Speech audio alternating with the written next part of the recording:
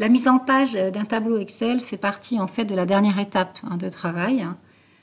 Ce que vous devez faire déjà dans un premier temps, c'est bien vérifier que votre classeur porte un nom parlant. Vous voyez ici par exemple, c'est frais pro, pour frais professionnels.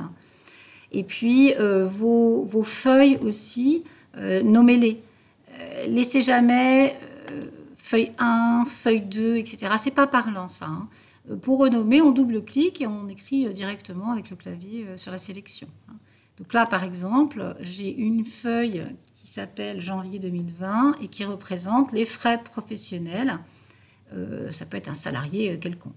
Alors, en l'occurrence, ici, on a donc 3 salariés. Donc la mise en page, c'est veiller dans un premier temps à être sûr que votre résultat ne décale pas sur 2 pages, si vous pouvez faire sur une seule page.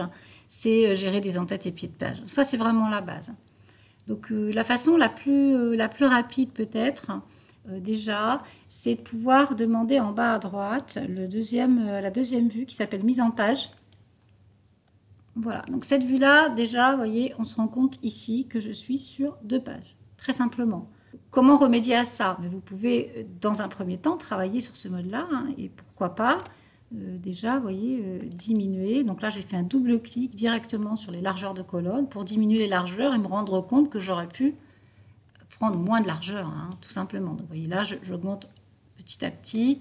Là, je me rends compte que mon tableau, finalement, peut fonctionner sur une page. Le graphique, c'est la même chose. Vous le sélectionnez et vous l'emmenez un petit peu plus à gauche. C'est un objet en tant que tel, donc qui se déplace comme une image. Voilà. Donc déjà là, vous voyez que je suis que sur une seule page. Et après ça, ce mode-là pour avantage également de pouvoir gérer vos en-têtes et vos pieds de page. Donc, tout document Excel ou même Word, quel que soit le document, vous devez vous authentifier, quel est l'auteur, quelle est la date, les paginations éventuellement. Pour ça, moi je vais toujours en pied de page, je clique, j'ai 3 sections, d'accord. Donc à gauche, moi j'ai pour habitude de marquer l'auteur, donc mon nom. En troisième partie, souvent j'indique les pages et pour ça, je me dirige dans l'onglet création de l'outil en-tête et pied de page. Et là, je vois que j'ai la possibilité d'utiliser plusieurs variables, dont le nombre de pages et le numéro de page. Donc souvent, moi j'indique même le mot page au clavier, je clique là pour le numéro de la page en cours, je fais un petit slash au clavier et je prends le nombre de pages total. Et puis au milieu, on peut par exemple mettre la date. Date actuelle, on me précise la date. Alors ce sont des codes variables ici. Dès que vous cliquez dans la zone de travail, vous voyez qu'il ajuste automatiquement les données. L'avantage de ça, bien sûr, vous comprenez, si vous avez 4 pages, 10 pages ou 20 pages, vous aurez exactement les mêmes informations traitées dans le cas de figure, en tout cas en pied de page. Il ajustera, le cas échéant, le nombre des pages qui va bien. Donc si vous avez 3 pages, vous aurez page 1 sur 3 sur la première, puis sur la deuxième, page 2 sur 3 et enfin page 3 sur 3. Vous pouvez très bien avoir plusieurs graphiques, ça c'est pas un souci. Le tout, bien sûr, étant de veiller à ne pas avoir des graphiques qui se superposent sur 2 pages, puisque l'objectif, c'est quoi? C'est d'avoir un document final à imprimer cohérent. Et surtout de faire des économies de papier aussi, à ne pas faire de gâchis. Si vous voulez mettre ce graphique en page 2, il suffira de le déplacer. Donc, il faut bien vous mettre en haut à gauche du graphique, avoir ce symbole au niveau du curseur pour que ça puisse fonctionner. Le graphique sera en page 2. On le voit bien de par cette délimitation. Si par contre vous voulez faire des économies, et c'est quand même mieux si c'est possible, en tout cas par rapport aux données, vous pouvez ramener votre graphique et puis là, veillez à le gérer comme une image, c'est-à-dire vous pouvez le réduire. Pour une mise en page correcte, vous pouvez également jouer sur l'orientation de la page. Pour ça, vous allez toujours dans mise en page.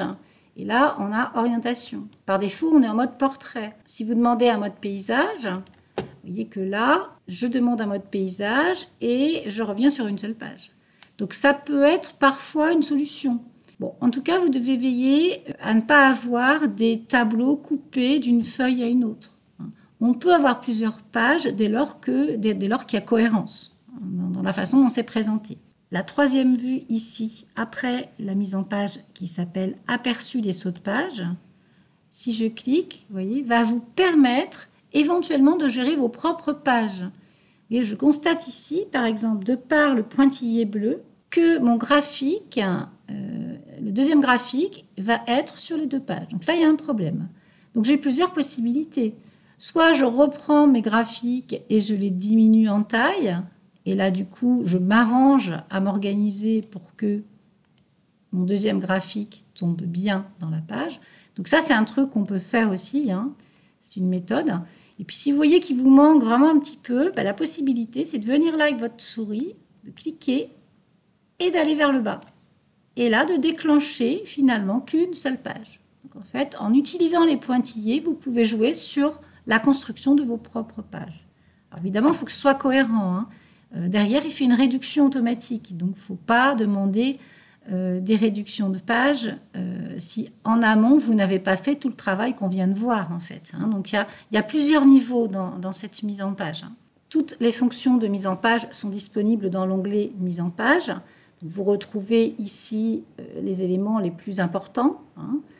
Moi, ce que je fais souvent, c'est que je fais un CTRL-P. Grâce au CTRL-P, j'ai une belle idée, normalement, de mon aperçu, hein. Donc, on peut voir en bas déjà le nombre de pages. Donc, ça, c'est une chose. Et puis, on voit également si le tableau est bien centré. Donc, vous voyez que, par exemple, là, mon tableau n'est pas très bien centré horizontalement. Donc là, on peut reprendre mise en page ici. Et là, on retrouve toutes les fonctionnalités de la mise en page. Pour centrer mon tableau, moi, je termine souvent par marge, centrée sur la page horizontalement. Mon tableau est bien centré.